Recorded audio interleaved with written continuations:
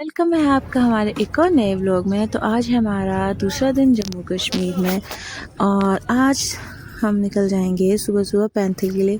यहाँ हम रेडी हो चुके हैं और बस अब हम जा रहे हैं पैंथर की ओर। ये खूबसूरत से नज़ारे जम्मू शहर के। मैं पहली बार जम्मू आई हूँ और इससे पहले हम आए थे एक बार, तो हम किश्तवाड़ वाली साइड गए थे, जम्मू शहर में नहीं आए थे। तो अभी हम यहाँ से जा रहे हैं पैंथर की ओर। अब देखते हैं कितनी देर में पैंथर पहुँच जाएंगे।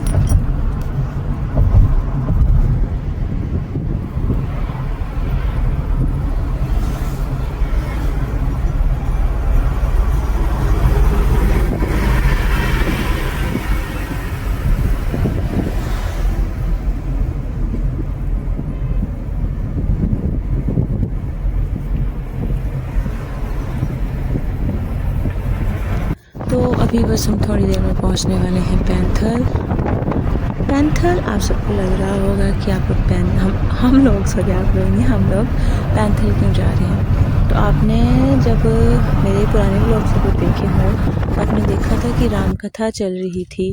तो रामकथा में एक बाबा जी आए हुए थे, सीताराम बाबा जी। तो एक्चुअली हम उनसे मिलने जा रहे थे पैंथर, और ये हम उनकी कुटिया में पहुँच चुके हैं। तो यहाँ पे भी राम कथा का आयोजन किया गया था और ये सुबोध भैया जो कथावाचक हैं वो आए हुए थे। ये पीपल का वृक्ष और इसके साथ ही लगता हुआ एक और वृक्ष था। तो बाबा जी ने हमें बताया कि ये वाला जो वृक्ष है, दिस वन, ये कम से कम 5000 साल पुराना बताया, और इसी की शाखा से उत्पन्न हुआ एक और वृक्ष जिसको हम बोल सकते हैं कि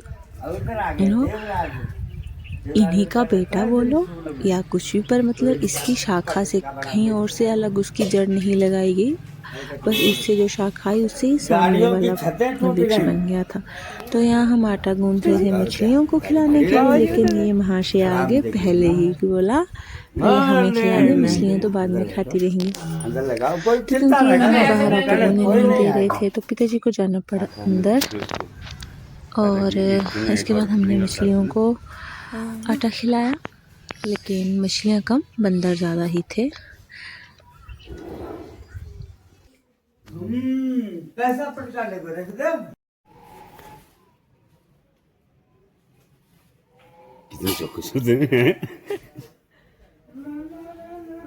कैसे करना चाहते हो कर।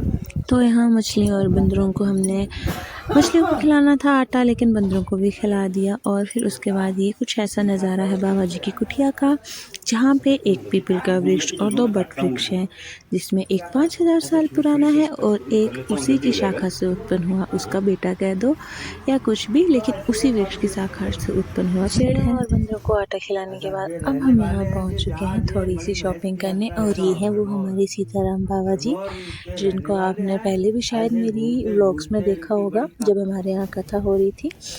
थोड़ी सी शॉपिंग करी और फिर चल दिए वापस घर की ओर, क्योंकि अकेले शॉपिंग करने का मज़ा नहीं आता जब तक मम्मा साथ ना हो।